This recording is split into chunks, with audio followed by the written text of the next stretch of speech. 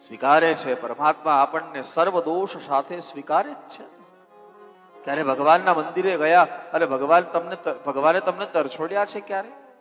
કે નહીં તમે આમ જીવો છો એટલે હું તમને દર્શન નહીં આપું, નહીં તમે આમ જીવો છો એટલે મારા મંદિરમાં નહીં આવતા. ના ના, કારણ કે એનો એનો એનો એનો સ્વભાવ છે સ્વીકાર. બસ સ્વીકાર. અને જો એ સ્વીકાર ન કરી શકતા હોત ને મારા વાલા, તો એને પરમાત્મા કહેવાય પણ નહીં. કહેવાય પણ નહીં. હા, એ બધી કામનાઓ આપણામાં છે, એ બધા ગુણદોષો આપણામાં છે. પરમાત્મા, ગોપીઓની શું દશા છે? ભલે ગોપીઓને પરમાત્મા જોઈએ છે, પરમાત્માથી કઈ નથી જોતું. હા, આપણી ભાષામાં કહું ને તો કૃષ્ણ ખપે, બીજો કી ન ખપે.